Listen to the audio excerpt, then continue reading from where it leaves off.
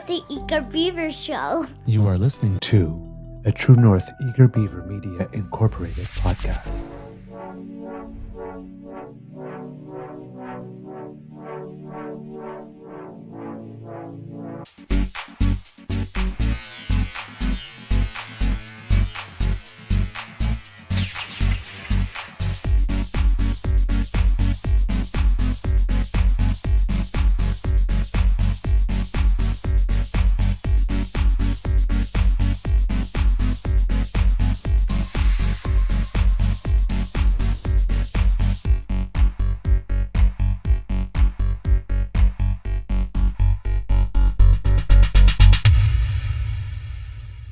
The True North Eager Beaver podcasts are proudly brought to you by our founding sponsors, the Misfit Mysteries from Corvid Moon Publishing, your source for science fiction, fantasy, and cozy mysteries featuring a broad diversity of characters, CanadianTarot.com, your uniquely Canadian online eclectic tarot community, and the Peppermaster, hot pepper sauces made from farm-fresh ingredients to thrill your taste buds and expand your mind.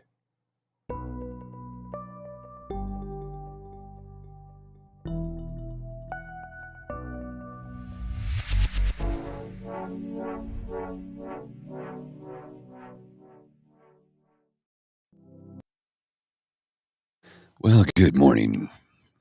And how are you doing this morning? I am a little tired myself. Didn't have a great night's sleep. Tossed and turned a fair bit and slept in. Mr. Beaver will be joining us shortly. He's a little tired himself. He too had kind of a rough night and didn't sleep well. So he just texted me. He said, I'm going to be a little late. He said, if you want, you can start and I'll join shortly. And I said, yeah, no problem. I'll start the show and you can join when you can. So welcome. Good morning. And I'm on my first cup of coffee. I'm going to need more because, whoa, am I tired this morning. So first off, thanks to our founding sponsors, the Peppermaster, the Misfit Mysteries from Corvid Moon Publishing, and CanadianTarot.com. Oh, I'm going to need some water too. My throat might be a little bit dry. That's okay though. So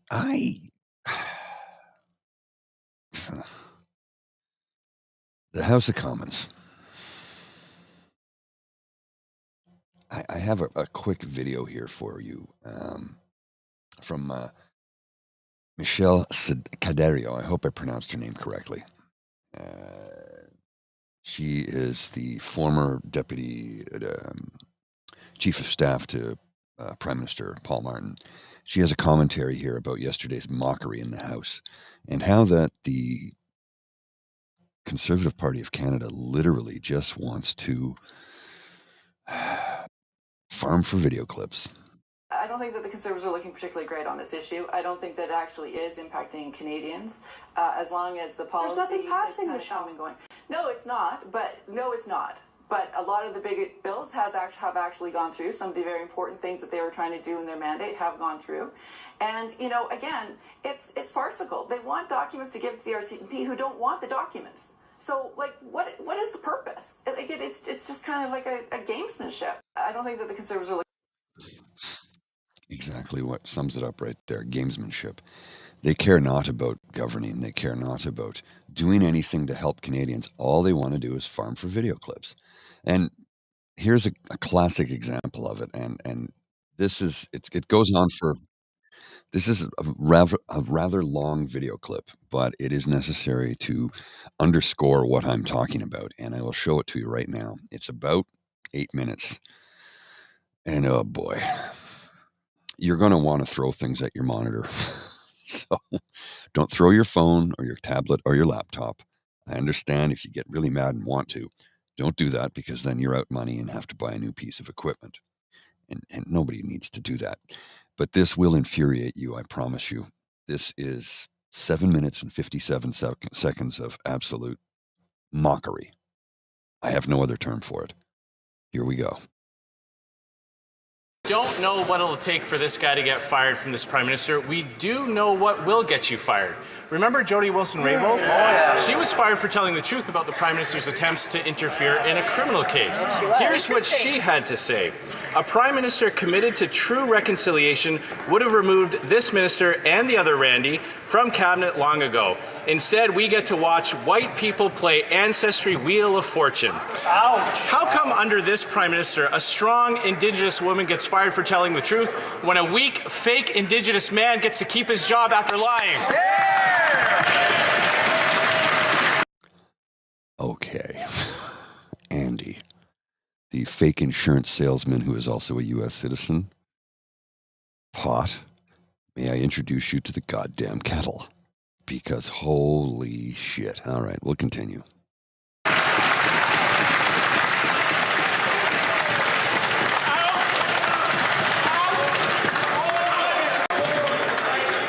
Again,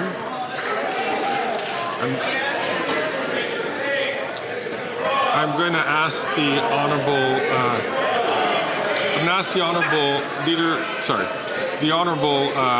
member from Regina Capel, who once sat in this chair, to withdraw that one word which was directly used to another member, which would not be considered parliamentary. I'm going to ask the honourable member to do so.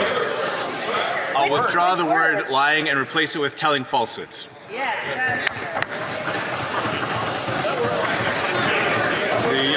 The actual word.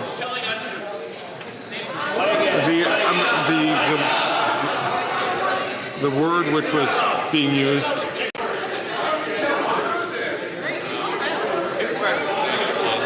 I'm going to ask the honourable member to withdraw the word fake, please.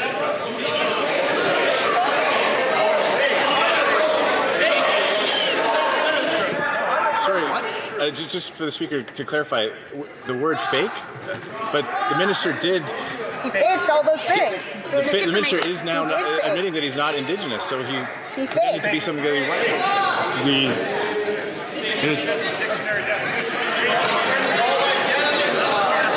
Colleagues.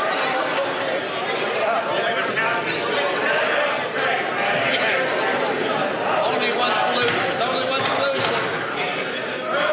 Colleagues, yesterday there were members who were asked to withdraw that very same word, and the member did. And so I'm going to ask the honourable member if he could please do so.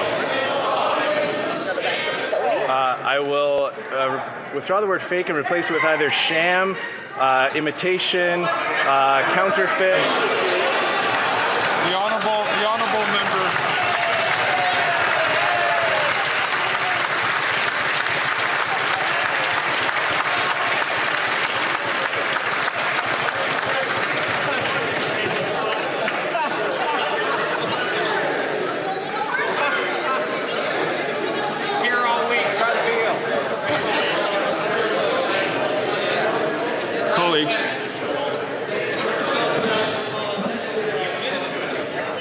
Colleagues, I've always insisted, I'm going to ask all members please not to take the floor while the speaker is addressing Parliament. When it has been a tradition of this place to ask very tough questions, to keep government accountable. It's important for government, of course, to provide very clear answers. But we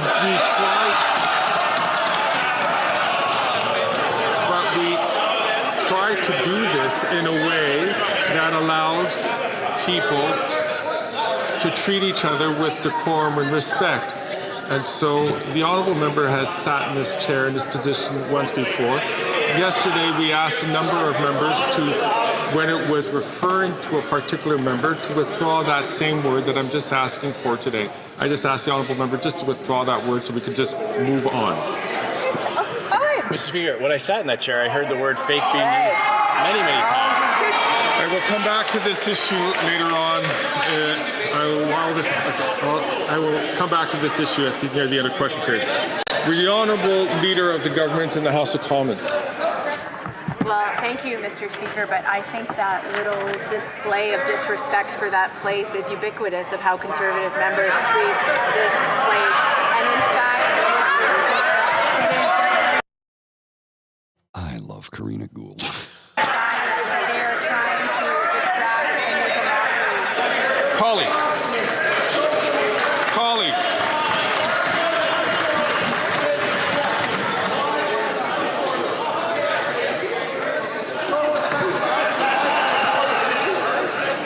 I'm going to ask the honourable member. The honourable members need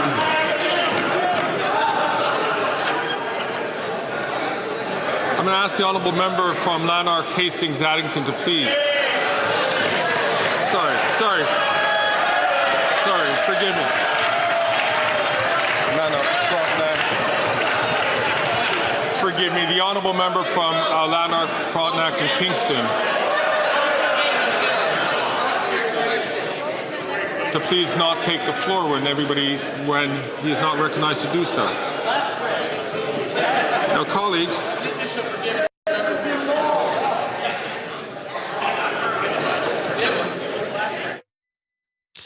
so here he is. He muted everything, and I'm thankful that he did, because holy Christ. I understand why.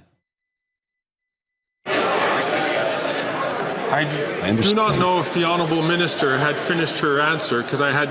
Sorry, I'll pause it there for a second. I understand why he doesn't chime in and really hammer down on the Conservatives, because he doesn't want to look like he's being partisan, because he is Liberal. He's a member of the Liberal Party.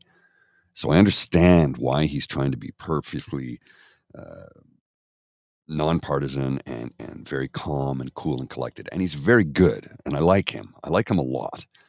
But in a moment like this, it's like, no, bang the gavel and say, in the most polite, diplomatic manner possible, sit down, shut your pie hole, or I will throw you out of this house. Say it diplomatically. It needs to be said. Was not able to hear her, so I'm going to ask the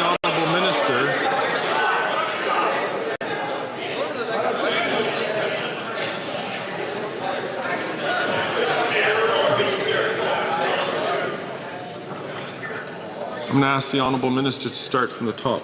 Thank you, Mr. Speaker. I think this shameful display of disrespect from the Conservative members of Parliament for this place is on display today, and it is exactly how they have been operating for the past couple of weeks. Mr. Speaker, it is time for them to stop filibustering and obstructing the work of Parliament. It is time for them to start respecting this place, respecting the work we do here on behalf of Canadians.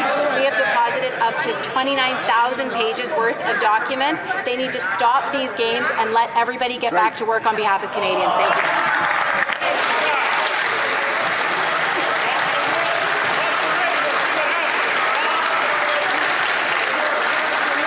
I'm going to ask the honourable member from St. Margaret, South Shore, to please not take the floor. And to all colleagues, we are wasting a fair bit of time. And to making sure that members get going, we might have to cut a couple of questions from today. So let us make sure that we follow up very carefully and we listen to the instructions. The honour, Yeah. So just a complete mockery, absolute mockery of the House, of the People's House, of question period, of the entire system. They don't give a shit about anything but themselves. Let's get some moments of good clips we can make for social media to make it look like we won something. As Wayne Easter said, it's like playing checkers with a pigeon. They stomp, they kick all the pieces all over the board, they shit all over the place, and then they stomp around like they won something. He said mess the board. He didn't say shit, because it is the House of Commons after all. But this has been going on for a long time with this party. Remember, this is not the Progressive Conservative Party. That party died over 20 years ago. This is the Reform Party with a new name. They call themselves conservative. They call themselves social conservative. What the fuck is that? Social conservative? Oh, I understand. That's code for right-wing evangelical Christo-fascist a-holes. I would like to be Speaker of the House for a single day. I don't belong to a political party. I never have and I never will. Give me one day in that chair. Just one. Ceremonial, one day. That wouldn't go on. Because I would not be as kind and polite as Mr. Fergus is. I would curb my language. I wouldn't drop F-bombs. I would be as diplomatic as possible, but I would raise this very deep voice and let them know, you cannot do that in this house. You, sir, are getting one warning and then you are gone. And I don't care what you think of me. My job is to maintain order in this house. Everybody on that side of the house needs to sit down and keep their mouths shut while the person on this side of the house is speaking. And that is vice versa. This is question period. This is not scream at each other period. This is not howler monkey period. This is question period in the people's house. We are not wasting taxpayer dollars because taxpayers are fed up with this garbage. You want to get video clips for social media? Do it on your own damn time. You're not doing it here in the house. I will not have this. Not for one split second. I will eject everyone if I have to. And that's what I would do. That's exactly what I would do. And yes, Mr. Beaver, who is getting ready to join, says, I'm watching this and all I can see is a bunch of people disrespecting a black man and doing so gleefully. Yes, exactly, sir. Exactly. It's infuriating that anybody should be expected to watch that and think, this is how we govern. This is not how we govern. This is not how it does. It's supposed to work like this. It's not supposed to work this way. Childish antics of a bunch of howler monkeys, barking seals. It's just, it infuriates me to no end. And they just continue to do it. I mean, Pierre Poilievre lies every single damn day. There was a story a couple of days ago that the conservative leader, the leader of the opposition, Pierre Poilievre, released something to via email saying that one of it, he had his noun the verb the noun, time is up, crime is up, blah blah blah, all that crap, and then finished it off with, and Justin Trudeau wants to make you eat bugs. No, he does not. Why are you allowed to lie like that? So blatantly. That cricket program is for protein for your pets. It's not for people.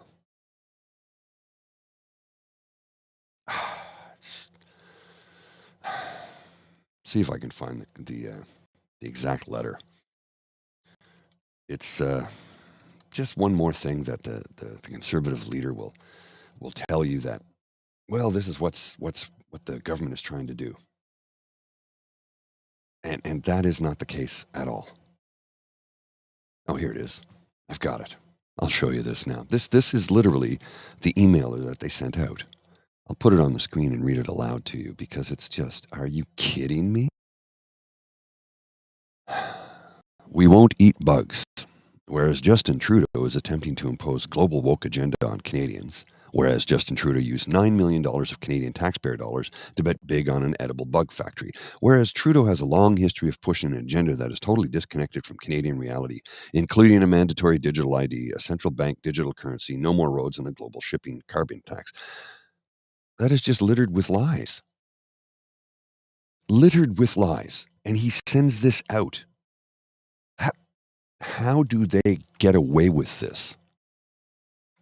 Why is nobody calling them out on this?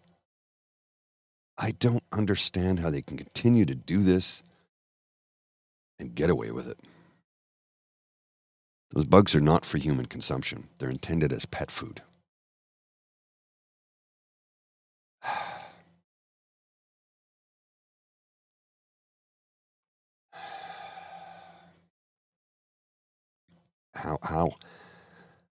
How can we continue to have a government when you have a government, an opposition like that makes a mockery of question period, that literally destroys democracy in front of our eyes, and that's okay, no problem, we'll let it go. It is a cult.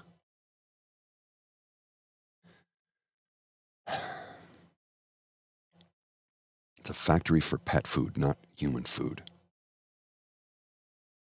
And literally, he's got here. I'll bring it up. This is the whole thing. Here, this is classic. Let me blow it up so it's easier to see.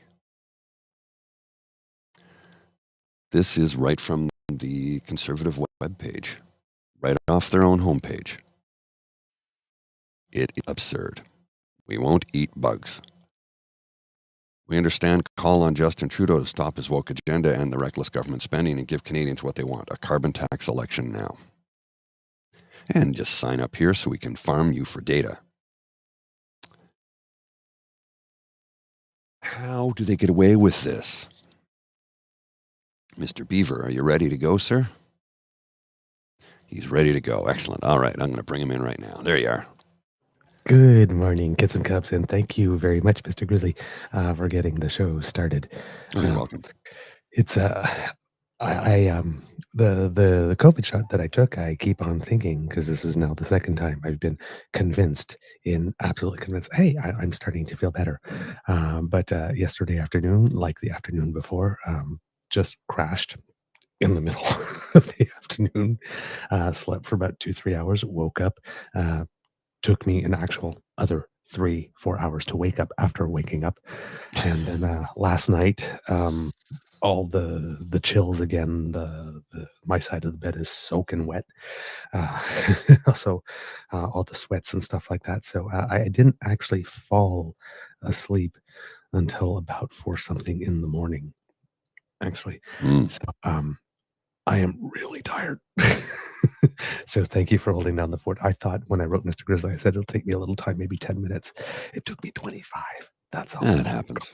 So That happens. But I have been watching as you've been going, and everything you have been saying is absolutely 100% bang on. We saw, Mr. Scheer do that in the clip. There's another clip going around of Michelle Rempel-Garner doing something similar, debating the speaker. And it's like, well, somebody else used that word. Why am I being singled out for special punishment? You're not being singled out for special punishment. We all know what you're doing. You got relegated to the backbenches. They gave you a national security file because, well, that's important. So you would still feel important, but you can't say anything. So the cameras never go to you. But you want back into the front benches. You want back into the good graces. So you are falling in line and you're doing this thing. Mm-hmm. You're performing for an audience of one. Yes. Pierre. Just like the Americans perform for an audience of one. Trump. Mm-hmm. Yeah. Because you want a portfolio again. That's all it is. That's all it is. It's like, again, you did not support Podiev in the leadership. And we have seen at least twice now what happens to MPs that have not supported Podiev in the leadership. Ask Alain Reyes and ask Karen Vecchio. Mm-hmm. So she's working hard for her money. She wants a ministerial portfolio in the next government, and she's prepared to sell her soul. She's named her. Yeah. She showed what her price is. Well, now and this has been going on for a while now, right? Because the Conservatives, Andrew Scheer, in that thing mentioned SNZ, they mentioned Jody Wilson-Raybould. Michelle Rempel-Garner in her thing was citing an article in the National Post. And she said, the word I used was quoted from an article. I was quoting an Indigenous person. The only time the Conservatives quote an Indigenous person is if it's Jody Wilson-Raybould or something bad an Indigenous person said about a Liberal. Because, again, Conservatives do not care about Indigenous people because they're Indigenous. They don't care about the history. They don't care about the injustices. They don't care about all of their potential as a nation and a culture. They just care about them for one thing: inanimate objects, cudgels they can use to bash the government over the head with. And they keep on proving it. Gleefully disrespecting a black man, as you read into the comment. And, oh my God, the Indigenous people. But only if they can use them to bash the Prime Minister. They don't have any policies for them. They don't have any programs for them. They're prepared to accommodate Indigenous people who want oil going across or a pipeline going across the territory. They've got time for them. Oh, yeah. For that one thing. They pick and choose. It's like, ooh, that'll make us look good. We'll use that. Oh, that'll make us look bad. We'll ignore it. Yeah, they don't care about the people. So No. in this thing, Andrew Scheer is calling the Prime Minister a fraud. And again, as you mentioned, fake insurance salesman with a really questionable CV whose things don't match out, a citizenship to another country that he kept hidden for at least a decade while criticizing Stéphane Dion and former Governor General Michael Jean for both being dual citizens while taking positions of high authority within the nation. And he's again, like, well, nobody asked me. Yes. Why would we ask you that? Yeah, that's the kind of thing you volunteer. SNC, then they bring out the SNC Lavalin thing where they keep on saying again it's a big thing, but Jody Wilson-Raybould herself, the question that mattered was, in your opinion, was any crime committed? No. And remember, Andrew Scheer was the first one to rush to a mic saying that the Prime Minister had to resign after like one day because there was clear evidence of all these crimes. Not one charge laid. Well, no publicly declared investigation into the Prime Minister made. Yeah. But this guy is talking about fraud. And ever since then, ad scam turned out to be nothing. Arrive can turned out to be nothing. The Green Slush Fund, allegedly. The Auditor General didn't refer anything to the RCMP. It is nothing. This Randy Boissonneau thing that they're going on with right now that I don't know a lot about, but it turns out that Randy Boissonneau appears to have had a business partner that was less than scrupulous at one time. Somebody filled out some papers for a company that he ran stating that it was an Indigenous-run organization. Did Randy Boissonneau fill out those forms, or did his business partner fill out those forms? It seems also that they had a post office box that was shared with another person, a woman allegedly, who was involved with some drug trafficking. We have a post office. We have a postal box at our local post office. We are not the only ones that have the number to that post office because we do not get mail every day in sufficient quantity to have an actual post box number at a post office dedicated just to us. Correct. I'm sure there are other people in the city that have the same number post box as we do. And then when they come to the post office to pick up their thing, the person at the post office gives them their thing. It's not like we don't have a key. You don't have a key. You go up and open it. Yeah. It doesn't work that way. Very possible. That doesn't, but this is a resignation offense. You have to draw a link conclusively to the fact that Mr. Boissonneau himself knew the person was doing that and approved.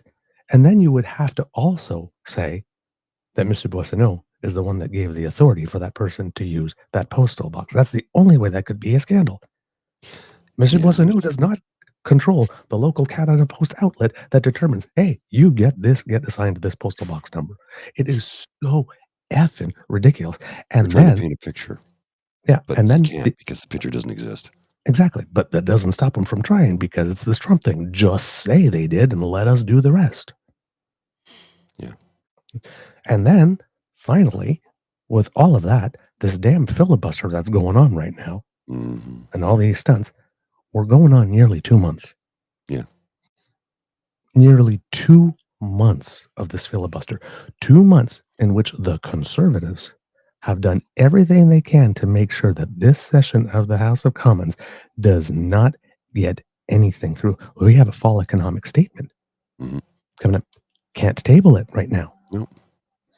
And none of the other opposition parties, again, because any one specific bill can override this filibuster if any one of the opposition parties vote with the Liberals to give permission to suspend the filibuster for that bill to go ahead, and not one of them have done that either. It's not the federal government that is making it such. No, it's not. That these bills can't go by. And the reason they're holding this filibuster, as we mentioned to you on the show, is because they want the federal government to give them documents about the Sustainable Green Development Fund, which does not exist in the original format anymore after the Auditor General, lambasted it. So it wasn't running well. The Auditor General pointed out the Liberals made corrections. As should happen. I mean, it would be better if there were no corrections to make, but nobody starts a new program ever in the history of this country without something that needs to be touched up or looked upon. Nobody gets it perfect the first time ever, especially when it comes to government. Well, and it's the outright lying constantly. Here's another example of it. Watch the Speaker, a Liberal MP, kick me out of the House of Commons and silence me for speaking the truth. Liberal censorship is alive and well in Canada. The mainstream media won't pick this up, share this. Except when we scroll up to Dale Smith. She was not expelled for, in quotation marks, speaking the truth. She was expelled for using unparliamentary language and defying the Speaker when asked to withdraw it. But performative victimhood for clicks and fundraising is what this whole exercise is about. Yeah, that's like when we brought you. That's when we brought you the story of Joanne, that protester, pretended to be the grandma. Yes. Like she went to she was at the counter at the airport and said, I don't understand. I'm so confused. And then later on, she got arrested in Ottawa like this, and she's standing in front of the policemen that are in back of her, and she's got a peace sign. She goes, I was arrested for taking this picture. No, you weren't arrested for taking that picture. You're arrested for being somewhere you shouldn't have been. And then not going when authorities asked you to go. That is why. And maybe a couple of other things, who knows? So, but you were not, I guarantee you, Missy, you were not arrested for taking that picture. Of all the things you did,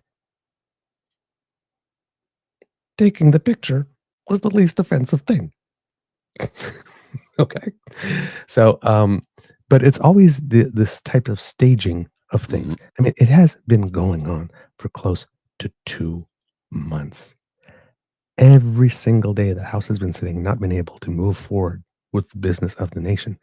You are paying for that. The Conservative Party of Canada, Pierre Poilievre, is forcing you to pay for this. Yes. And there is no end in sight. According to Darren Major of CBC News here, a debate that has jammed up the House of Commons for nearly 2 months now doesn't appear likely to end anytime soon, as neither the Liberals or Conservatives are showing signs of backing down.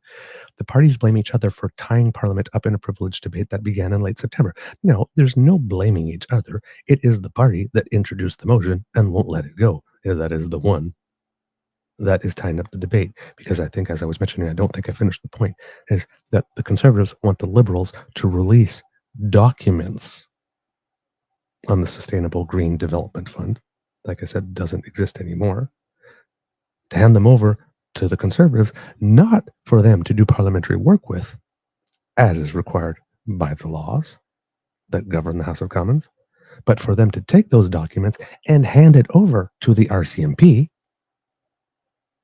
which the Auditor General herself did not do because there was no cause, and the Conservative Party taking those documents and handing them over to the RCMP would also be illegal, because it would be unconstitutional for the RCMP to get those documents that way and use the information. The RCMP would have to ask for a warrant to get those types of documents.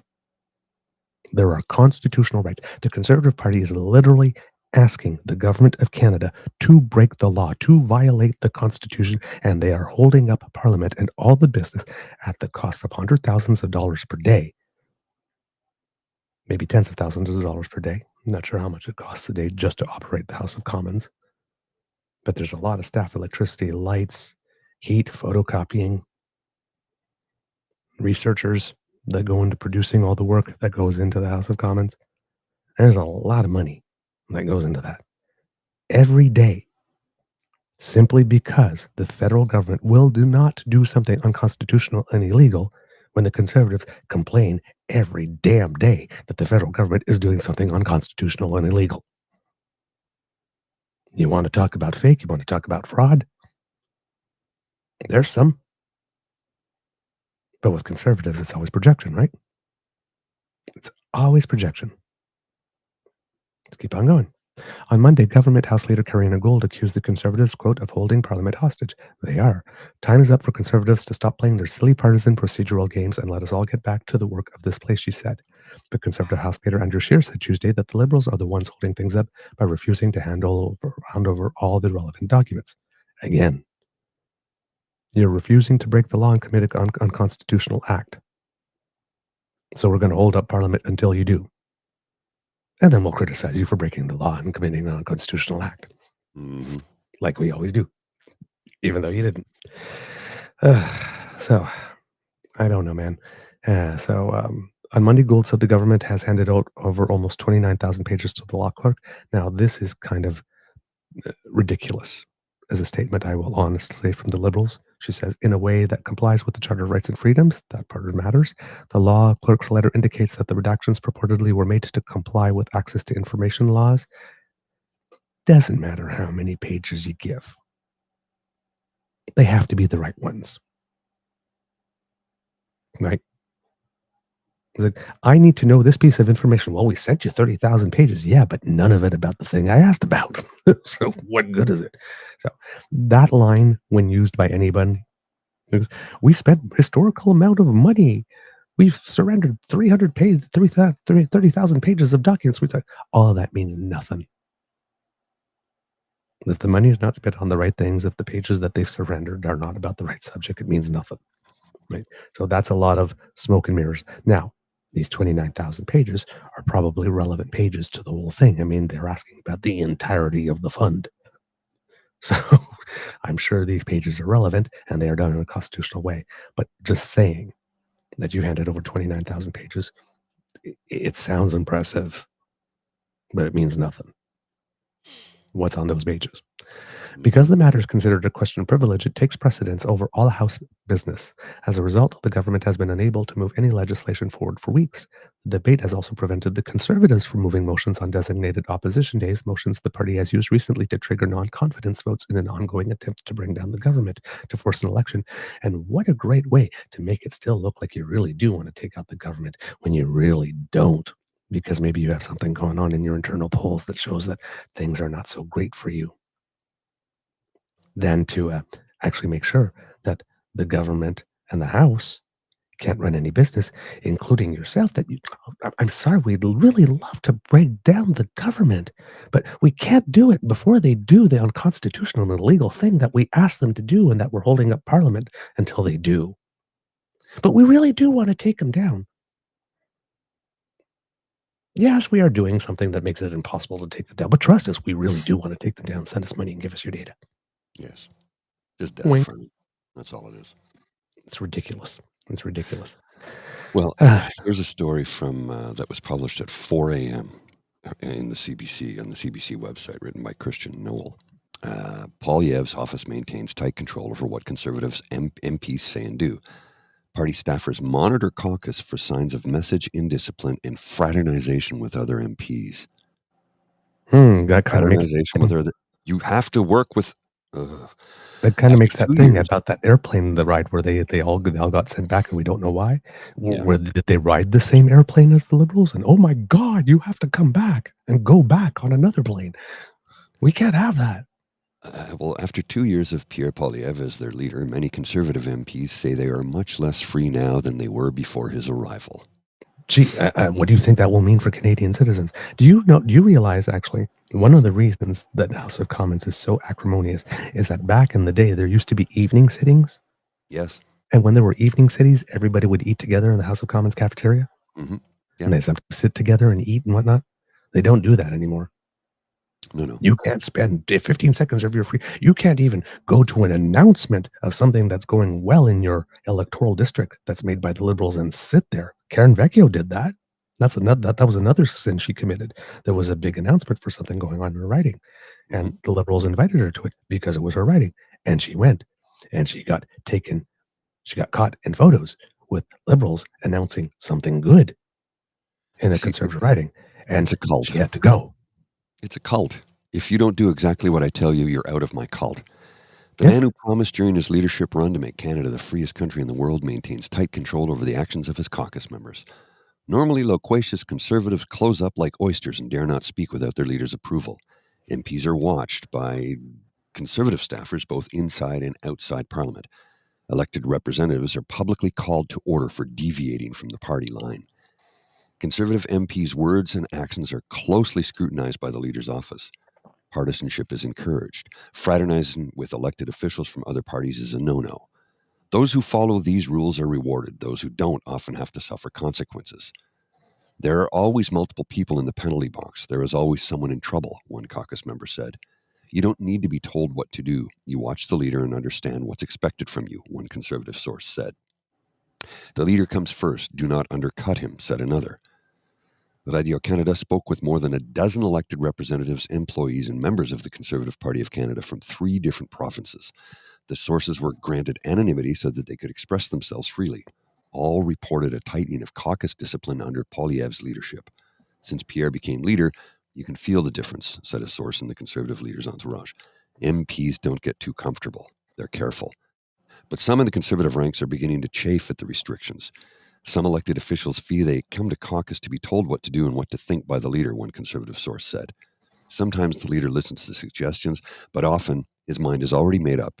It's often a one-way conversation, another source added. It's not ideal, but it works, one source said.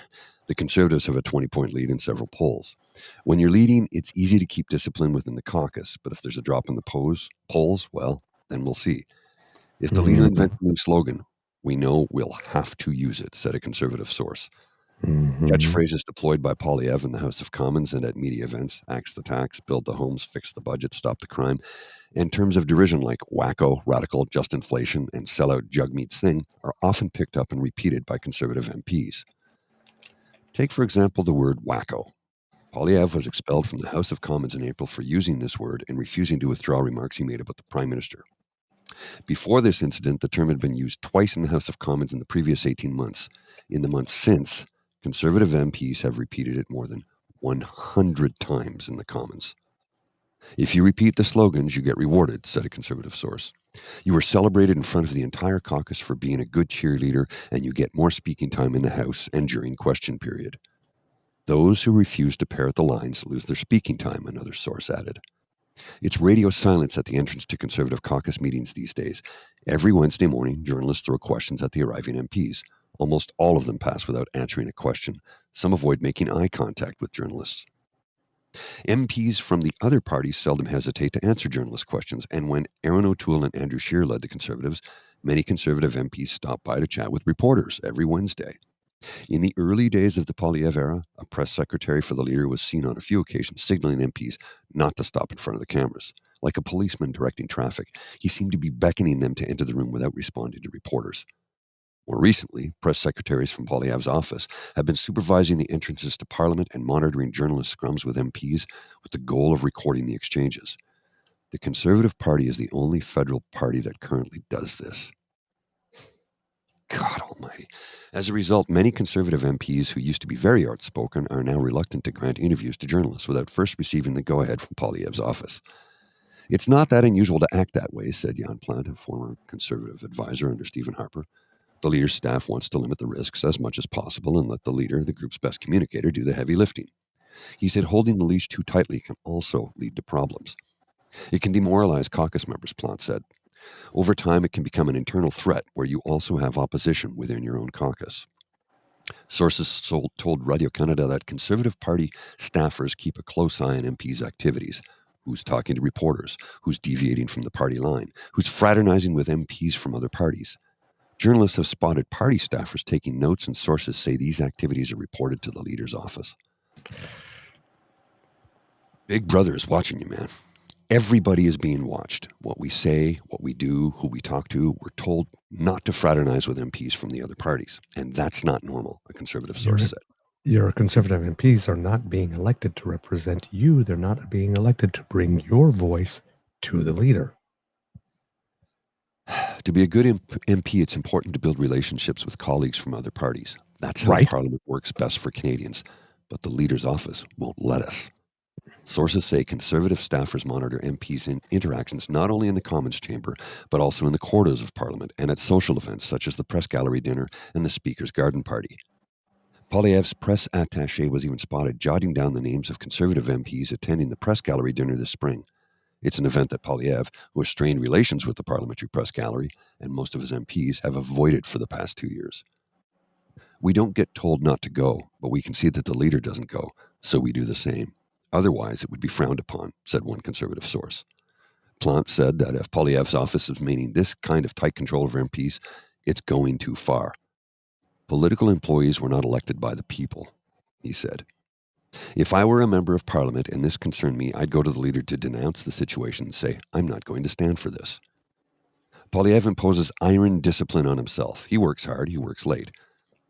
That has never been up for debate, by the way. I've said that from day one. Yep. I don't question that he puts the time and the hours in. I don't. I know he does. It's just for all the wrong reasons and all the wrong things. All the wrong reasons. We've been telling him for months that he needs to take a vacation, but he just won't listen. Of course he won't, because he's right and you're wrong, and he knows better than you. That's how he thinks, because he's a total narcissist. He's the one who decides everything. His main advisor is himself. The people around him are only there to realize the leader's vision. Wow, Every like message that bears Poilievre's name on social media must first receive his approval, the source said. He's not a dictator, the source said. He has a vision. He knows where he's going and how to get there. You've described a dictator. Poilievre's chief of staff doesn't decide much, the source added. He manages his calendar more than the party's policies. That's the chief of staff, same chief of staff that allegedly gave him all the top secret information that Pierre Poilievre couldn't get himself, but that would never be given to a chief of staff, according to two former CSIS directors, because the chief of staff has absolutely no ability to hire or fire MPs or sign their nomination papers or kick them out of caucus. That same chief of staff? Oh, wow. He doesn't make any decisions and doesn't control anything like this, but he's the one that brings PP, the national security information. Totally legit. Wink. Pierre Poilievre went to the Harper School, said Plante, referring to the former conservative prime minister in whose cabinet Poilievre served. His entourage is made up of several people who went to the Harper School, where message discipline was important. Yes. Poilievre follows his mentor's example in leading his troops. Unlike his predecessors, he can afford to do so. Aaron O'Toole needed 3 rounds of voting before being declared conservative leader. He ended up with 57% of the vote.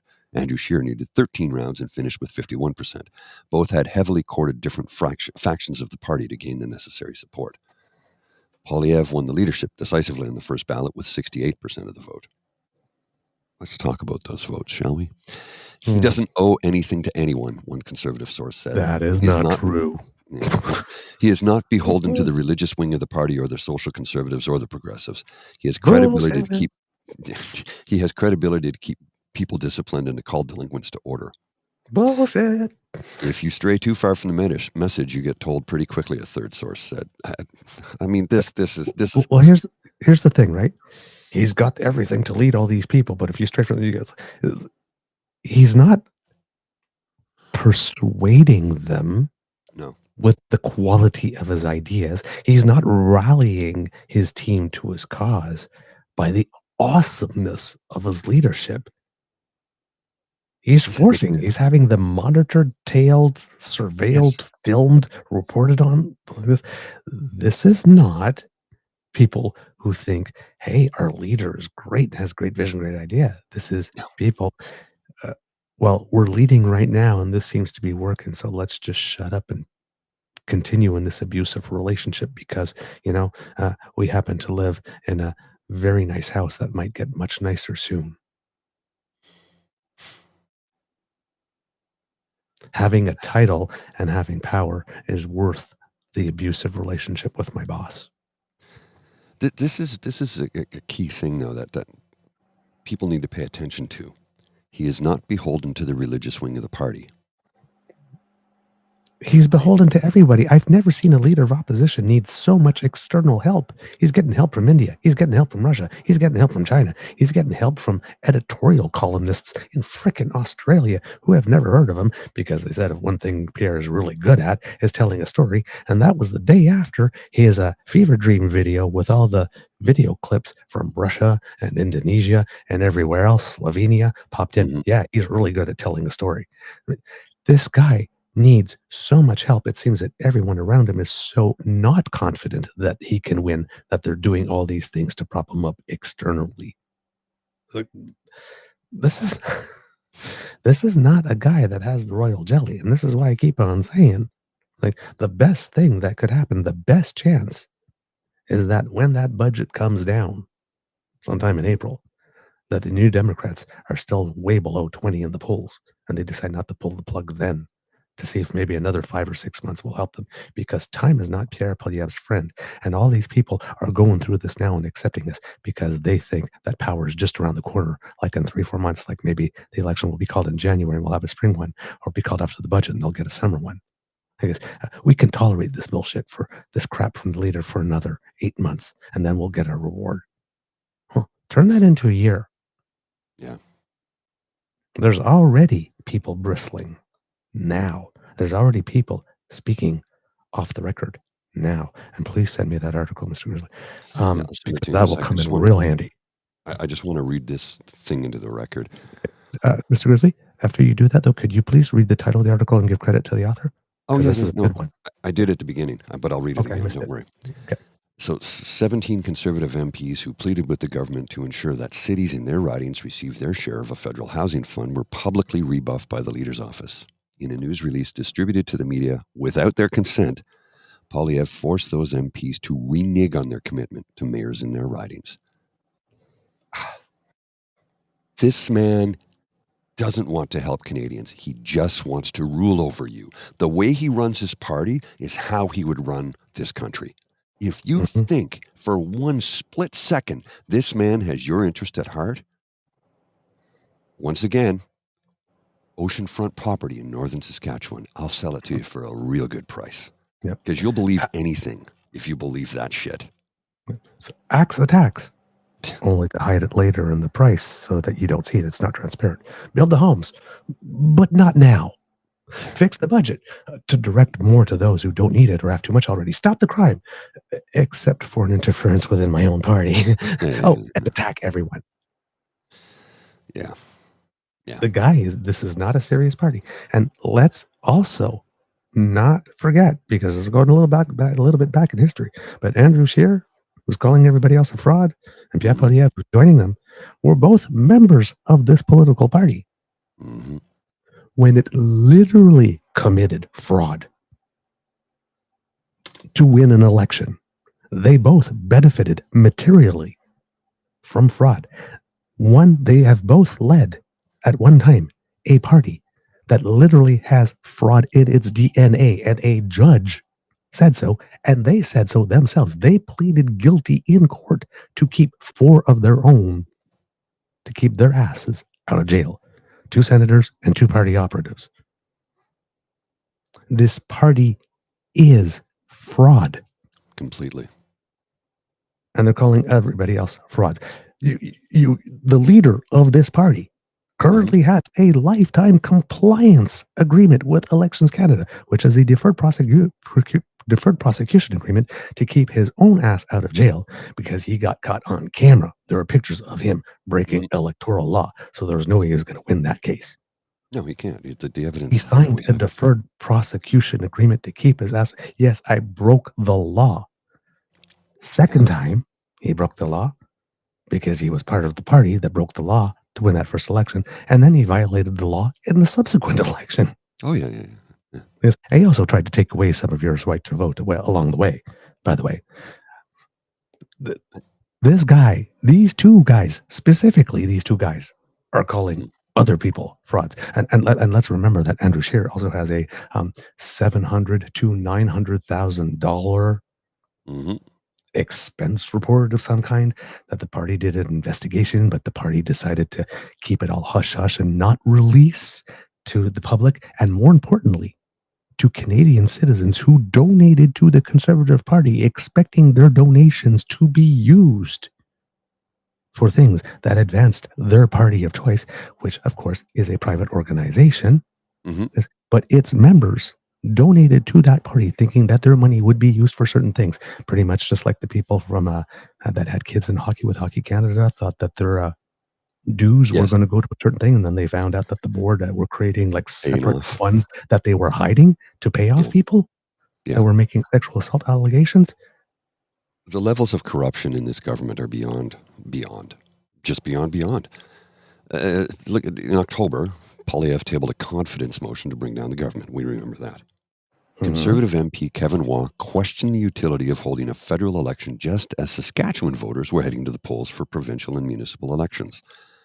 Shortly thereafter, in a press release issued under his name but sent by the leader's office, Waugh wrote, "We need a carbon tax election now." This one, in July, Conservative MP Pierre Paul said that a Conservative government would not fund the Quebec City Tramway project, but if agreements were signed, we won't redo what's been done. We won't start undoing contracts. We'll respect them. That's a direct quote from him. A few hours later, he was forced to retract his statement on Twitter after a call from the leader's office. A Conservative government will not invest federal money in a tramway, no matter what Justin Trudeau promises. In an interview on a Liberal MP's podcast, Conservative MP Arnold Viersen, that was in Nate Erskine-Smith's podcast, Arnold Viersen said he looks forward to a day, in quotes, when abortion is unthinkable. He also said he would vote against gay marriage if given the opportunity, and hinted that he's banking on the strength of the Conservatives' religious caucus to change laws once in power. Poilievre's office quickly issued a correction in the MP's name, saying his comments don't represent the position of the leader, nor the policies passed by Conservative Party members themselves. Okay, in this one, I'm like, okay, that's the right thing to say, but we know it's bullshit because you'll let your backbenchers do whatever they want. Mm-hmm. A number of Conservative sources said they're not bothered by this degree of top-down control. It avoids missteps and distractions, one said. Earlier this year, Ontario Conservative MP Karen Vecchio lost her chairmanship of the Status of Women Committee under mysterious circumstances. Anita Vandenbeld, a Liberal MP on the same committee, claimed Vecchio was punished because she collaborated too much with the other parties. She didn't subscribe to the Conservatives' idea that everything should be blocked in committee, especially not on issues like the status of women, Vandenbeld said. Vecchio did not respond to Radio-Canada's request for her version of events. Poilievre's office said it's common practice to change committee chairs, but sources told Radio-Canada that Vecchio did not take the change well. Now imagine how fearful you must be to be Karen Vecchio, to have chaired that committee for about 7 years. Mm-hmm. And the chairmanship of that committee always goes to an opposition party. To be booted out, to announce you're not going to run again, but you're going to fulfill your term. And even though you're not going to run again, even though you don't have nomination papers to sign, even though the leader can't hold that over your head, you still refuse to comment. Just how hard were you threatened? If, when you literally do have nothing to lose, you're still too afraid to comment. Yeah. What This is not a good man. This is not a leader. This is a fascist, Christo-fascist wannabe dictator. And he wants to be a dictator. This is a violent man. He may not throw physical punches. No. But he will destroy you. He will literally set out to destroy your career and destroy you if you do not follow. This is violent. It's violent. A little more on these things that are going on, like when we talk to you about the SDTC, the Social Development Technology Canada Fund. In June, the Auditor General released a report that found that the SDTC violated its conflict of interest policies 90 times, awarded $59 million to 10 projects that were not eligible, and frequently overstated the environmental benefits of its projects. In the wake of that report, opposition MPs voted to have the government provide all documents related to SDTC to the House Law Clerk for delivery to the RCMP, which would investigate. Some documents have been given to the RCMP, but the government redacted information from those documents and withheld other documents entirely, citing privacy laws, solicitor crime privilege, and cabinet confidence to explain the exclusions. Speaker Greg Fergus ruled in September that the government, quote, clearly did not fully comply with the House order, but he also said it was, quote, unprecedented for the House to require the government to produce documents for the purposes of providing them to a third party, the RCMP in this case, which is unconstitutional. At the time, Fergus suggested that the matter be further studied by the House Procedures Committee, but because the debate has continued for weeks, a vote to send the matter to the committee hasn't been held. RCMP Commissioner Mike Duham has cautioned that the police might not be able to use the documents received through a House order in a criminal investigation, quote, before taking any investigative steps to access documents that may give rise to a reasonable expectation of privacy, the RCMP must comply with applicable legal standards to preserve the validity of any potential criminal investigation or prosecution. That's the RCMP's first priority, preserving the integrity and the validity of any potential criminal investigation or prosecution. Conservatives don't believe in that. No. There is a significant risk that the House order could be interpreted as a circumvention of normal investigative processes and charter protections. So the RCMP is on the record as saying that this is not a good idea. They're still holding up Parliament. And the Speaker of the House is not saying, we can't talk about this. You need to shut up about this. It's like, just talk about it in committee. And then come back to us once you've discussed it. So they're not even shutting down the conversation. They're just not saying right here, right now, and this place is not the place to have that conversation. You need to have it somewhere else. And the Conservatives are losing their minds. Mm-hmm. Now, with regard to Randy Boissonneau, there's another motion that they have with related to him and his former business partner, Stephen Anderson. It's Anderson who's at the center of a health ethics committee probe that was launched after several texts were released as part of legal proceedings. Those texts show Anderson referring to a person named Randy in business conversations with associates, prompting questions about whether Anderson was still consulting Boissonneau on business matters while the latter was in cabinet. In his own testimony at committee, Boissonneau has denied having any involvement in the business since he was reelected in 2021, and he says that the Randy refers to another Randy that works there, which the Conservatives do not believe. The Conservatives have accused Anderson of failing to answer questions when he appeared before the Ethics Committee and of not providing documents related to the matter. Conservative MP Michael Barrett, who is one of the 17 MPs who's been muzzled on the housing file, moved a motion in October calling on the House to find Anderson in contempt of Parliament. Because it is also a privileged motion, the government won't be able to move forward with any legislation until that debate is concluded. So here we go. We have the Conservatives that have one personal privilege debate, and they could suspend that one whenever because they have another one right in the back, and they still won't do that.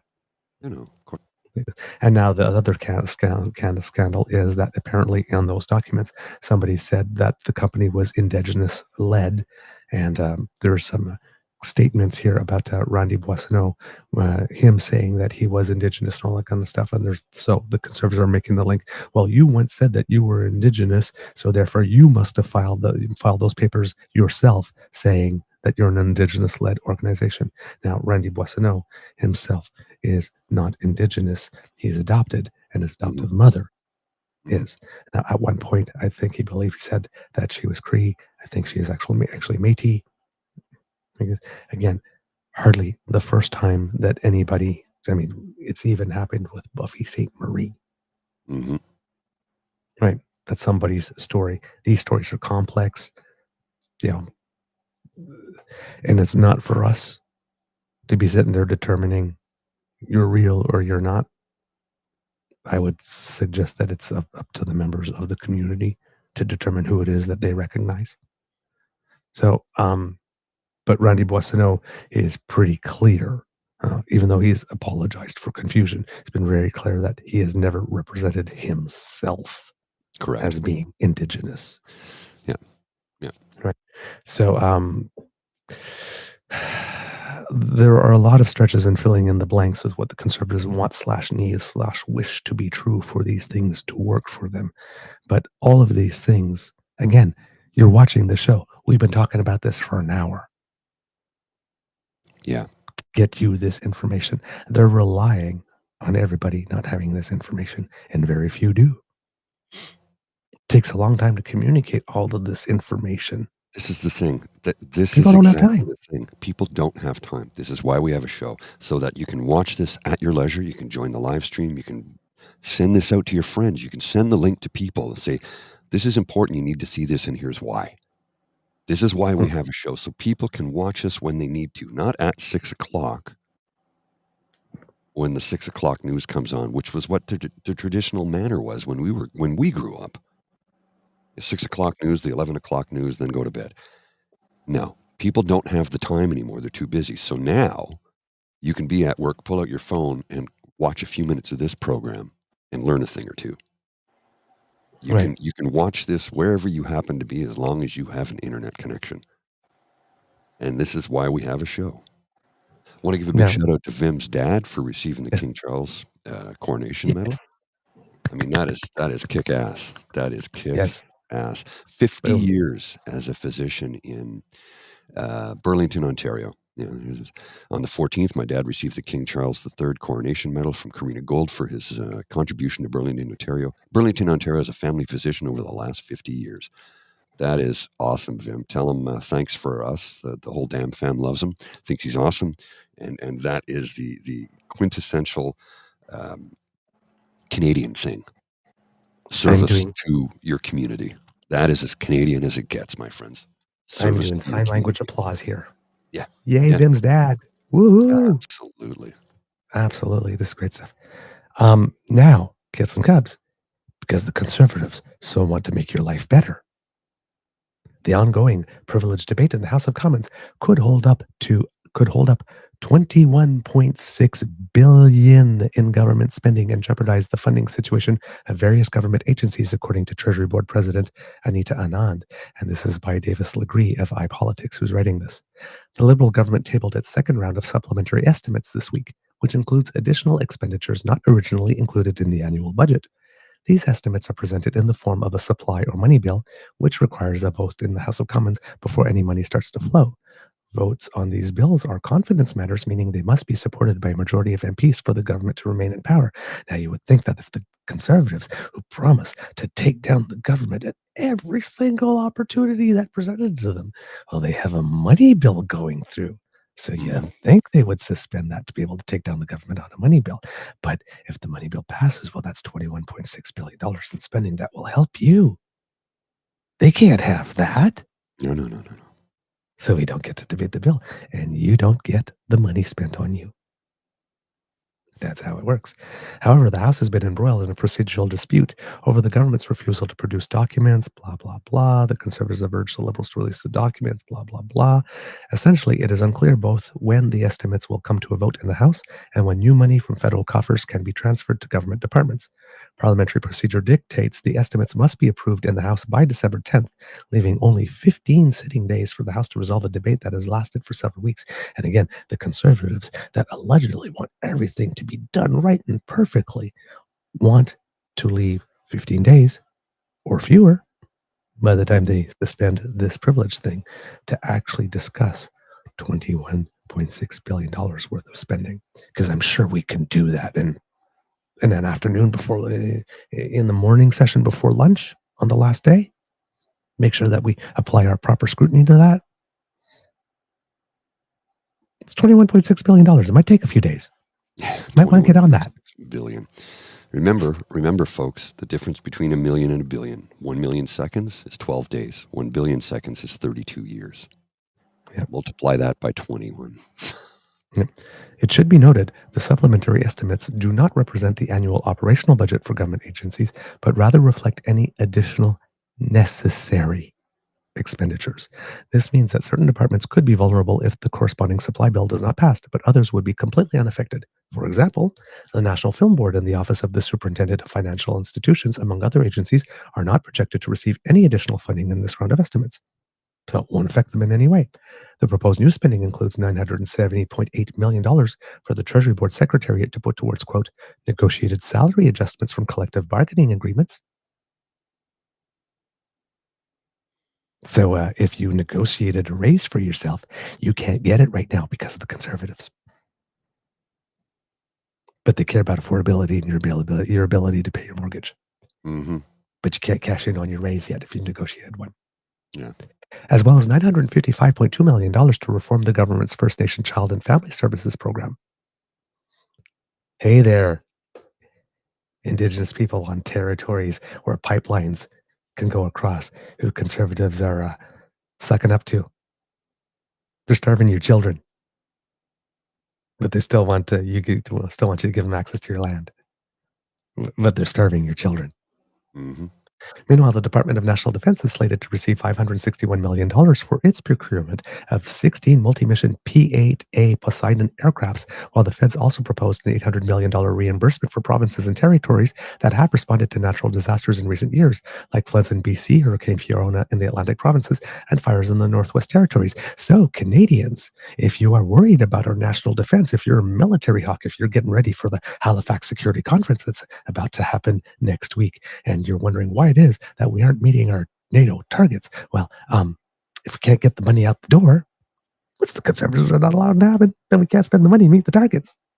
Oh, and by the way, if you happen to be living in British Columbia or in New Brunswick or Nova Scotia and Northwest Territories, and you were affected by floods or wildfires, and your province needs to rebuild, well, all that money is being held up too.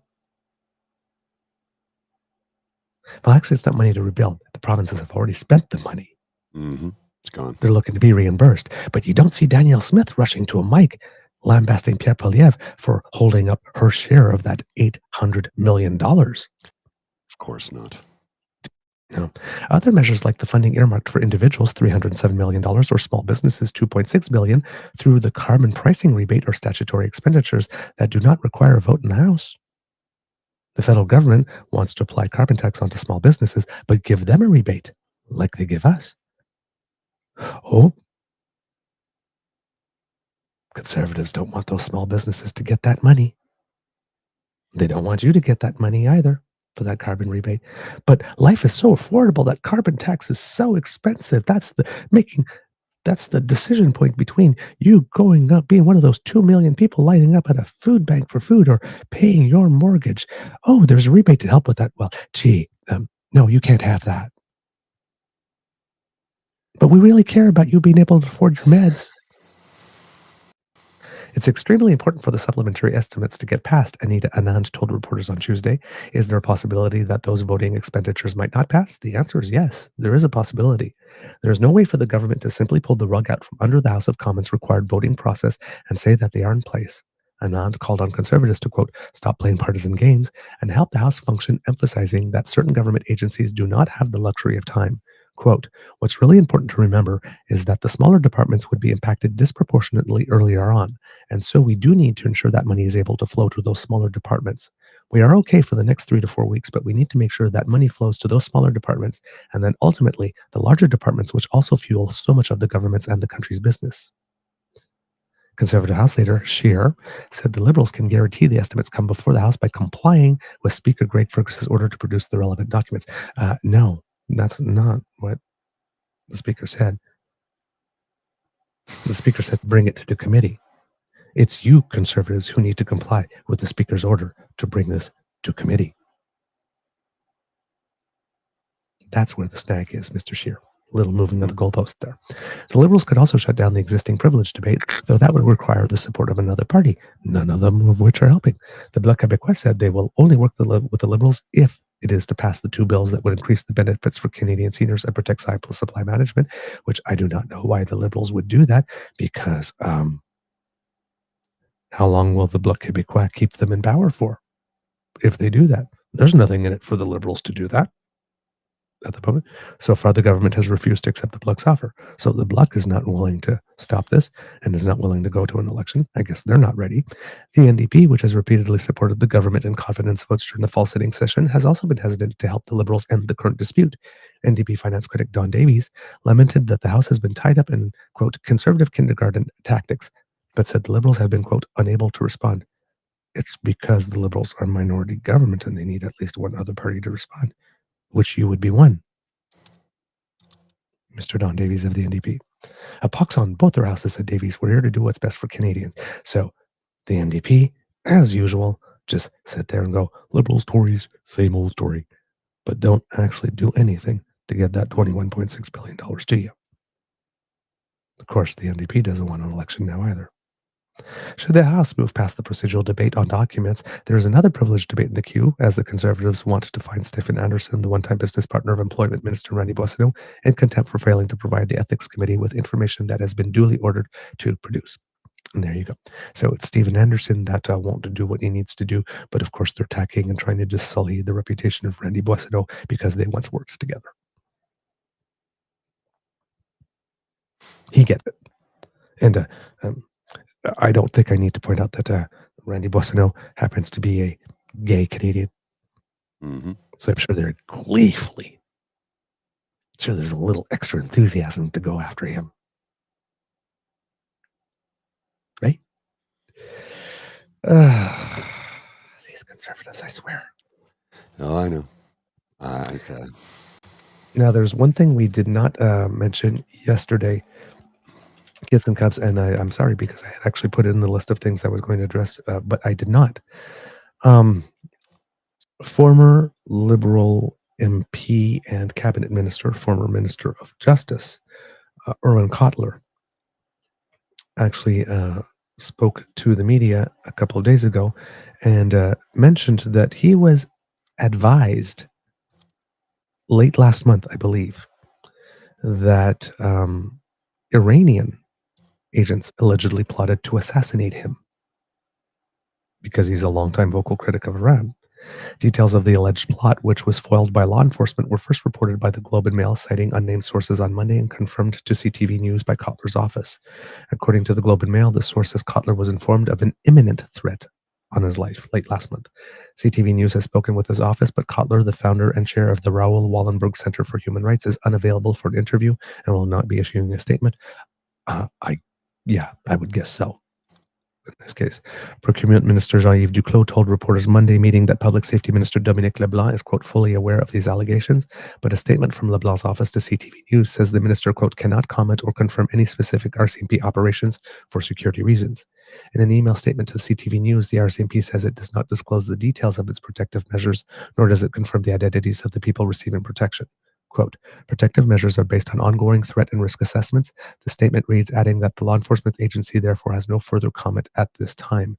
Liberal MP Anthony Housefather, the Prime Minister's new special advisor on Jewish community relations and anti-Semitism, said it's important for Canadians to recognize the threat Iran poses to Canada and the world. Clever move by the Prime Minister to bring Anthony Housefather a little bit back in because he had been making statements that were challenging the government on this file a while. So they said, you know what, you got some views on that? You take the file and run with it. Okay. Quote, it is a shocking and horrible thing, and it's totally unacceptable, but what the Islamic Republic of Iran is doing and what others are doing who are bringing terror into our communities, Housefather said in an interview with CTV News. He pointed to Canada's sanctions against Iran, as well as its designation of the IRGC as a terrorist organization. And this is particularly important because Irwin Cotler was one of the first two people, I think, back as early as 2012, I think it is, if I'm not mistaken, along with Mark Holland, who asked, begged, implored the Conservative Party of Canada to list the Iranian Revolutionary Guard Corps as a terrorist organization. And the Conservatives did not do that. And then Pierre Poilievre has spent the last little bit of a while demanding that the federal government do it. And then the federal government did. So the federal government did what the Conservatives could not when it comes to Iran, enlisting the IRGC as a terrorist organization. But it was Irwin Cotler. Irwin Cotler was one of the first in Parliament to ask for this to be done. The Conservatives have been virtue signaling on this like crazy. Why won't the government keep Canada safe by doing this? You guys were asked, and you refused to do it. You guys know why you refused to do it. Those same reasons applied with the new government, the government that followed yours. And the government did it anyway. Conservatives have no leg to stand out on this at all. Also in an interview with CTV News, former Canadian Security and Intelligence Service National Security Director Dan Stanton said Cotler could be considered a prime target of a regime like Iran's. Quote, I'm not shocked in the sense that this is part of the MO of the Iranian regime to try to silence anyone who criticizes it. Because of his profile, his status, if you want to deliver a message, he is, I guess, a viable target that no one is really safe from this type of activity. Stanton said the practice of assassination attempts plotted by agents of foreign governments and carried out by proxies is fairly new, but already widespread in terms of the number of countries doing it. Quote, it's messier and it's also a bit of an Achilles heel for these regimes, but they're vulnerable in the sense that these individuals are not operating with good security, Stanton said, pointing to similar alleged foiled attempts by Russia, India, and Iran. They're indiscreet, they're often drawing the attention of law enforcement, and they get caught. So they have to reach out and use these people, but at the same time, it's most likely their operations are going to be identified and disrupted. Kotler, who is also a former special envoy on preserving Holocaust remembrance and combating anti-Semitism, confirmed to CTV News last December that he was under 24-hour security protection, but would not say why. Quote, I don't know what it's connected to. As I said, they should speak to the RCMP about it, Kotler told CTV News Channel's Power Play host Vashi Kapelos then. The report is correct that I do have a security protection, but I haven't spoken about it. Kotler added that he was receiving, quote, excellent protection, that he felt safe at the time of the interview. Housefather said it is, quote, incredibly serious and awful that one of the, quote, greatest living Canadians must be under constant guard. Quote, he is one of the most optimistic, one of the strongest people that I have ever known, and he just throws himself into work more than anyone else, Housefather said.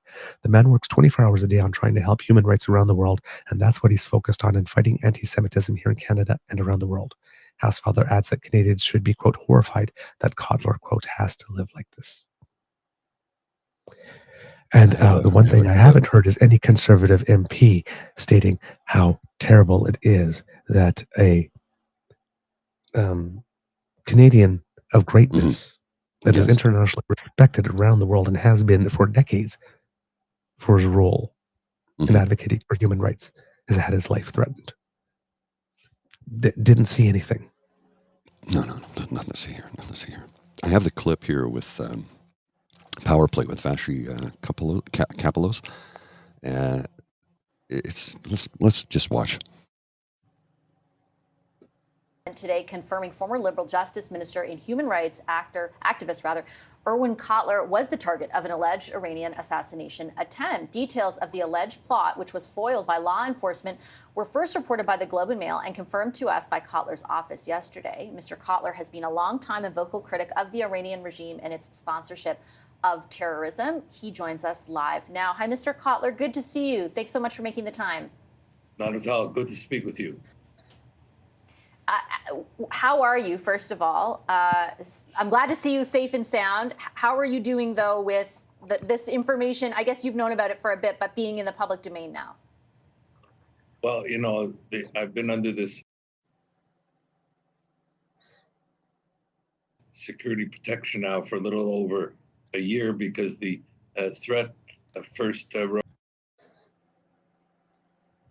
well, that's frustrating. Sorry about that. That's very frustrating. I've had the best of security protection, and I've just continued with my work and my advocacy because it's not really about me. What we're talking here about is a phenomenon of transnational repression and assassination. And Iran has begun to target now in a more intensified way dissidents, human rights defenders, political leaders, etc. And it's a phenomenon that represents really a threat to our national security, our national sovereignty, our collective human rights. And so the community of democracies has to see this, and my case is one illustration of it, as really a wake-up call for the community of democracies to hold the Iranian regime accountable, to combat their culture of impunity, and in particular, to show solidarity with the Iranian people who are the targets of massive domestic repression along with the Iranian transnational repression. It's a confluence of both. And so we need to hold them accountable, combat the culture of impunity on behalf really of our collective national security. And I do want to ask you about the mechanisms to do that in a second. But first, I think I speak on behalf of a lot of Canadians who read that news yesterday with great concern for you.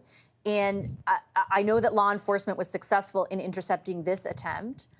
Are you worried about future attempts, given what you know about the Iranian regime and the transnational aggression they are showing?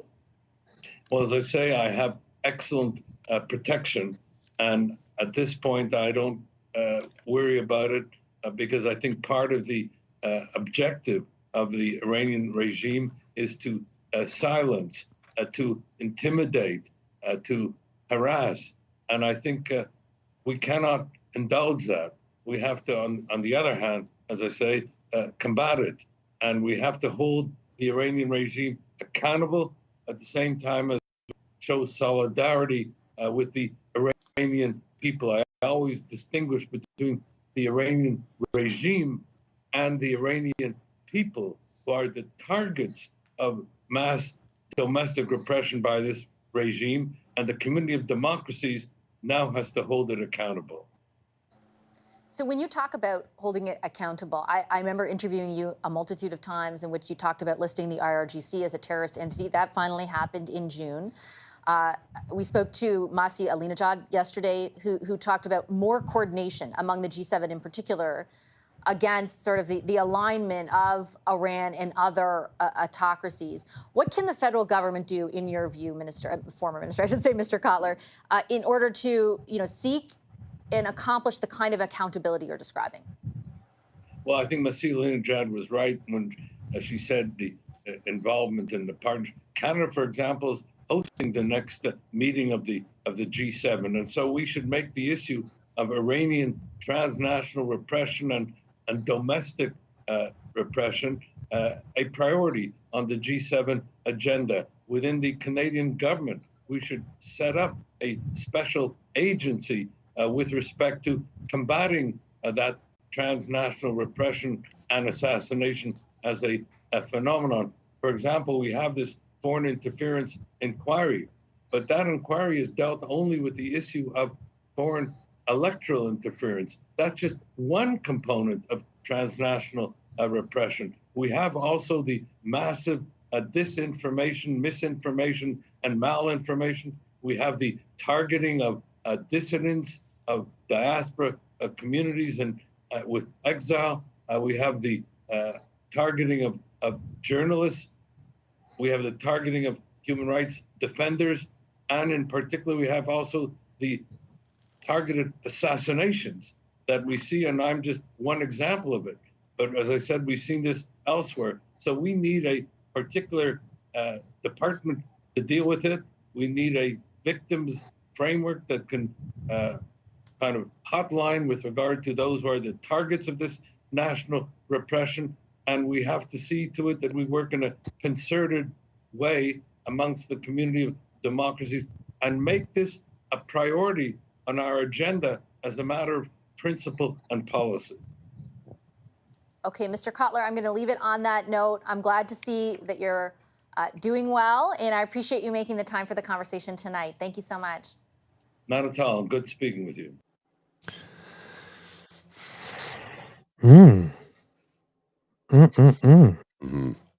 Yeah. So, did you know this? Maybe you do. It's not secret information, so I can discuss this. But the Iranian regime, and I can't even make this up. It sounds so absurd, yet it's true. And I'm going to be careful in the name that I tell you. But the Iranian regime hired some motorcycle riders, motorcycle riders, if you will, to kidnap and assassinate a few people in North America. The first one they hired turned out to be the dumbest hitman of all time, because he went to the person's house with a shotgun in his hand and rang the Ring doorbell, standing there with the shotgun saying, "Could you please come to the door?" "No, I'm not coming to the door." No, I need to speak to you. It's urgent. I speak to you. "I'm not coming to the door because I can see you have a shotgun and you're waiting to kill me." I can't make this up. Candy Graham. Yeah. But you're a shark. I can see it. I'm not a shark. No, I'm not a shark. I'm just singing telegram. Anagram. If you're old enough to know, you know. That's a pop culture reference from 1975. 76, I should say, actually. 76. Oh, my God. Either way. If you're old enough to know, you know. Oh, man. people. Okay. Away from politics. If you happen to be living in British Columbia, meteorologists are keeping a close eye on the coast of British Columbia for a bomb cyclone. Stuff has already started. It's a low pressure system that can generate a storm capable of packing hurricane force winds gusting up to 133 kilometers an hour. There have been wind warnings blanketing up and down the coast. Wanketing. Oh my God. My mouth went faster than my brain there. Areas most affected are expected to be in the Port Hardy area, the South Island areas near Victoria. Vancouver is not expected to see the worst of the winds. High winds and a high snowfall accumulation of about 10 to 20 centimeters are coming to the mountain passes.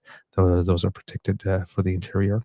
Traffic conditions may be tricky on the Sea to Sky Highway, and the windstorm will be mostly focused on the island, including the east coast of the island, the Sunshine Coast, Central Coast, as well as the North Coast, especially late in the day yesterday and into today.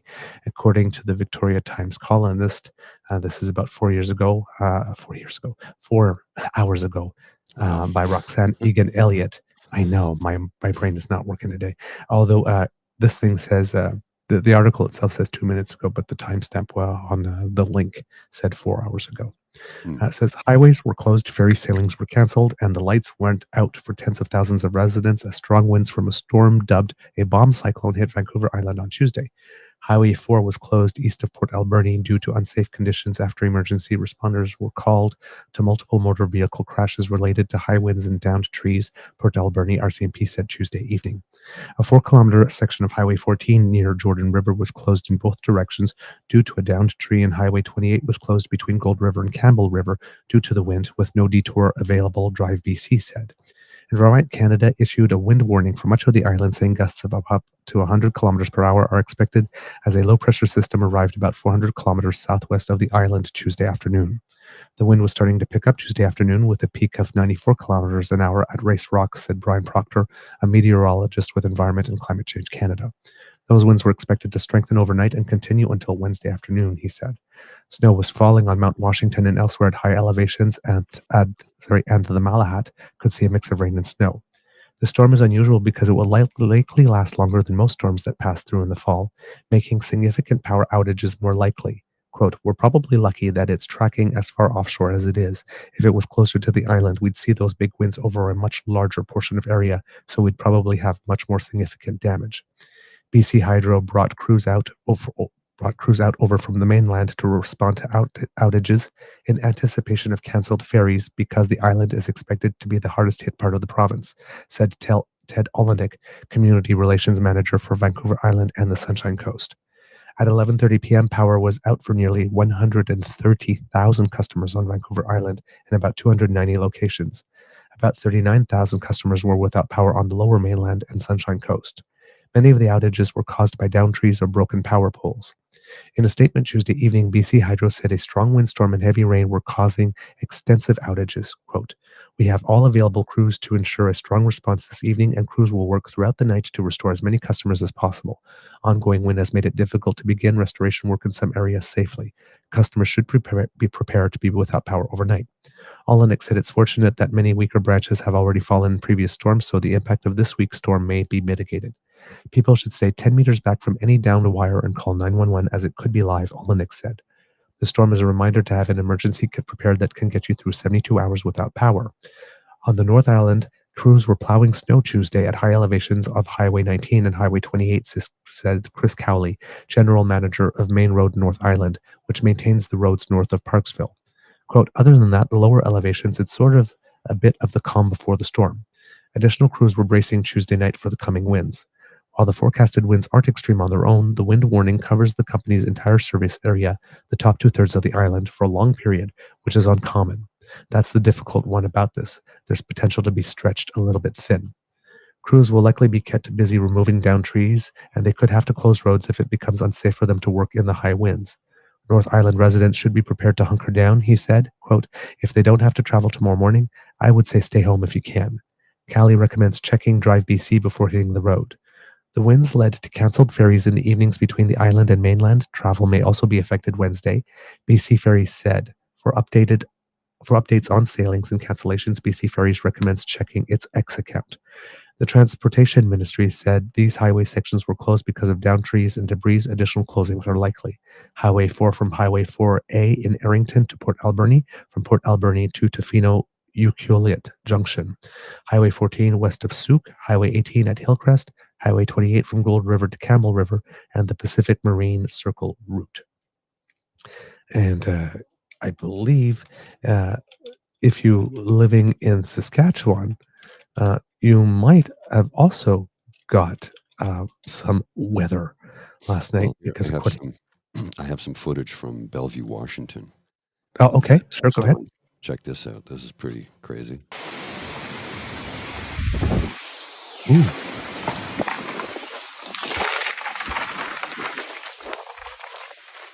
Oh my God. Yeah.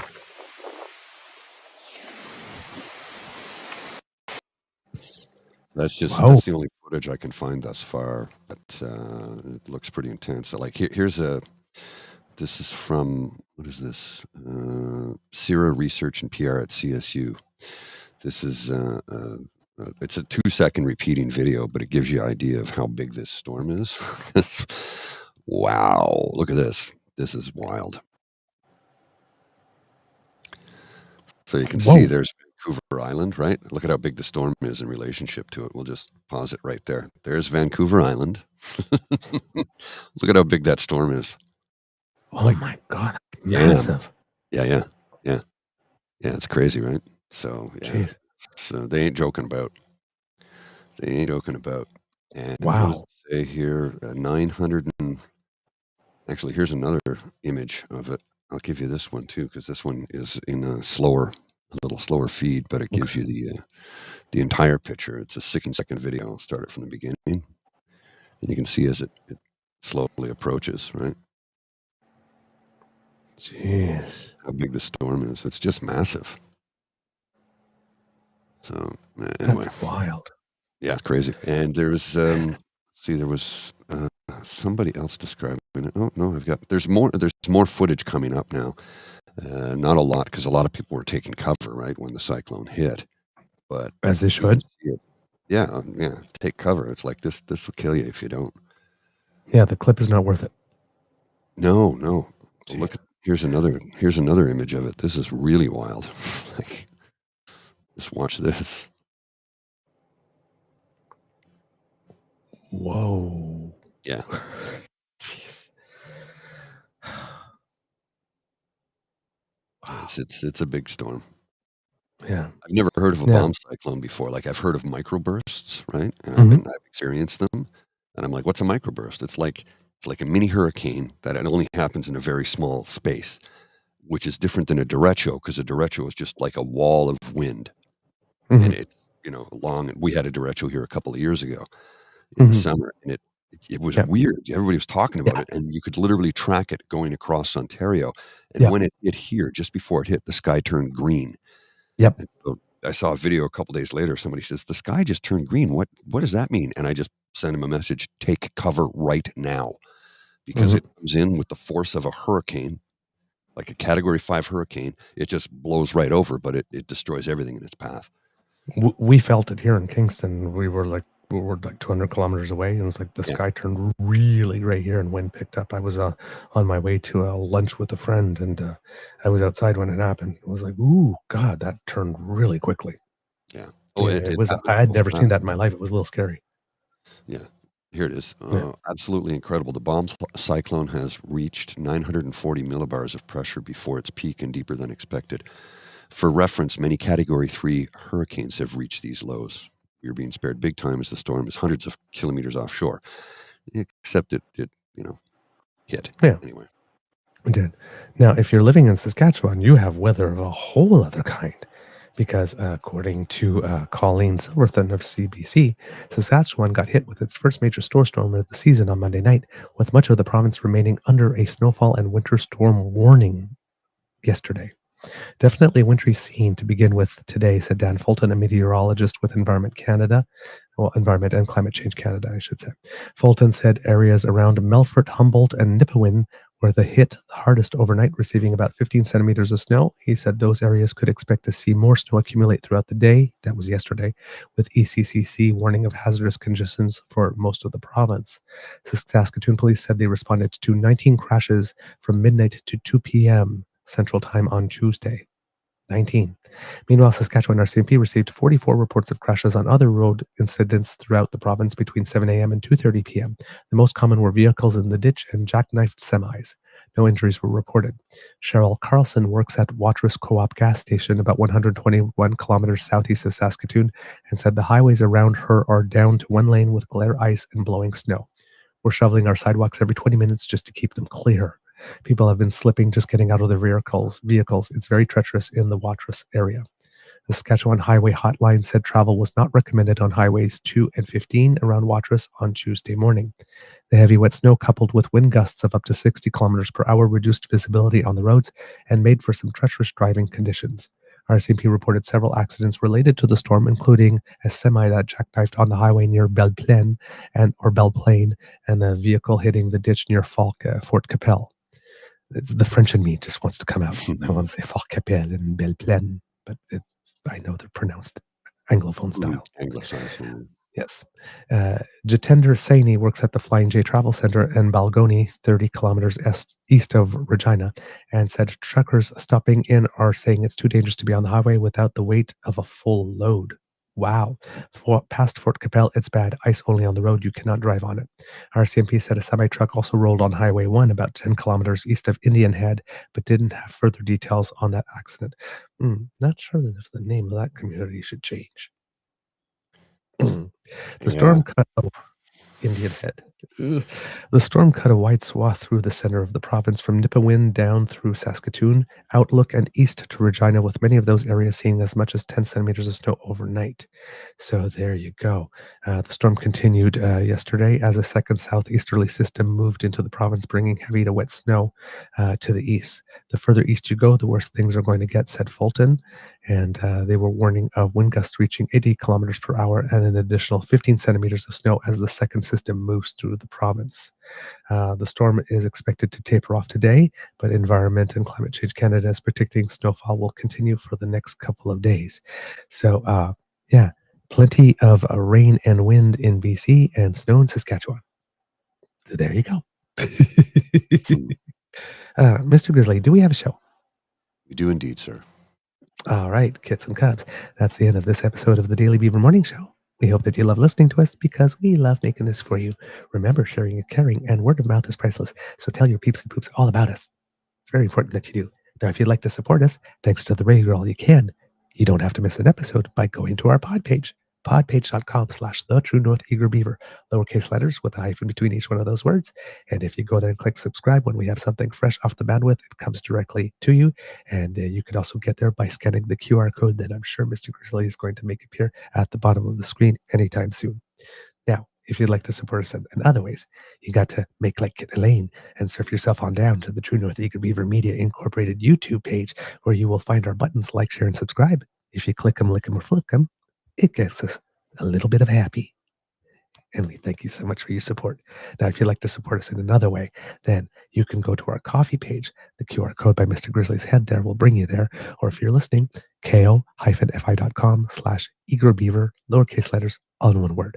And if you go there, you will find our tip jar. So if you like the product that we present to you and would like to encourage us to do more, if you can leave us a little bit there to help us underwrite the costs of producing this and bringing it to you, we would be very, very grateful. So buy yours truly a cup of hot chocolate and say, add a beaver, or buy Mr. Grizzly a cup of coffee and say, add a grizzly. And that type of encouragement really helps us, and it means the world to us. Now, if you're not able to encourage us financially, hey, no problem. The gift of your participation and attention are the ones that matter the most of us. And we love to hear from you. So please write to us. TrueNorthEagerBeaver@gmail.com is our email address. Or you can reach us at TrueEager at X, or, well, former Twitter, actually, I should say the shitter, on the shitter, or at the Blue Sky Beaver Lodge. I got another property. Started another homestead. So come and join us there. Or if you're listening on YouTube, right down below our comment section, please let us know what you think there. Because democracy is something that you do. If you live in Nova Scotia, you got an election coming up, so you know what to do there. Also, if you live in Cloverdale, Langley City, you know what to do there because you got a by-election coming up. So do democracy there because it could be a tough world out there, kids. With yourself, Mr. Grizzly, please tell us you have some words of wisdom. Yeah, my words of wisdom today are to share this episode with as many people as possible, if you could, so that they can get the message out and understand that Pierre Poilievre has no interest in governing. He just wants to be a fascist dictator, as evidenced by the way he treats his own caucus. That's it. That's all, man. All right. I got nothing. Little note for you. Yep. Yep. A little note, and my battery's getting warm, so maybe my voice is getting a little choppy. You're okay.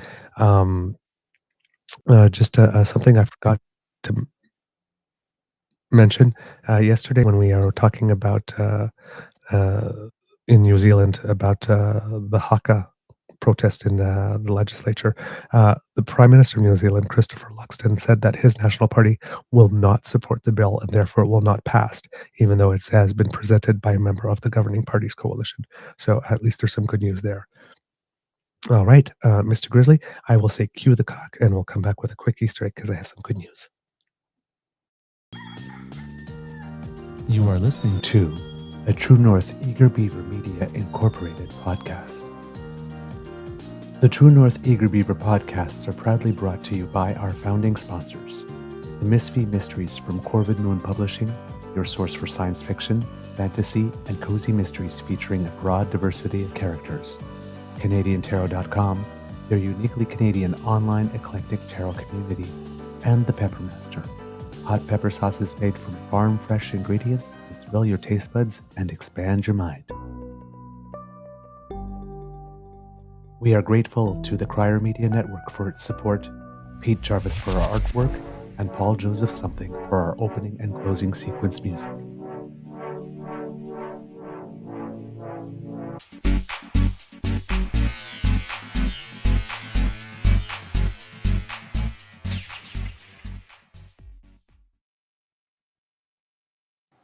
Hello, sir. Hello. So a couple of things. First of all, I heard in the chat that our dear friend Mateo hasn't been feeling the best. So Mateo, my friend, lots of love and healing energy to you. All right, you focus on getting better, and we love to see your smile, and we can't wait for you to be happy and playful again. Interesting news: the guitar featured on the cover of Gordon Lightfoot's 1974 album Sundown will remain in Canada after it was sold at an auction for $350,000 US, as it was purchased by a man sent to secure the instrument to retain it in Canada. The 1967 Gibson acoustic is said to have been one of Lightfoot's favorite instruments. And the absolute good news, kits and cubs, is that my very own Beaver Sweetie found out on Monday that he got the position to teach the course at Queen's next semester. So he is, at least for one course, for the first time, a university professor at Queen's next semester. So yay, Beaver Sweetie. Yay, Beaver Sweetie. I'm so proud of him. He's worked so hard for this, and he deserves all the success. So I've wanted to celebrate, but I've been too tired and sleepy and feverish and chilly. But we will celebrate that in style soon enough. But I wanted to share the good news with you, kits and cubs, because I know that you always send lots of encouragement to my Beaver Sweetie because you support his research and what it is that he wants to do to help the world. So thank you very much. I thought you should, and you would be delighted to celebrate in our joy. So I hope that you are. That's all I got. Okay. So I don't really have an Easter egg for you, so I'll just say have a wonderful day, and everybody do the best you can. Smile and be kind. I'll see you.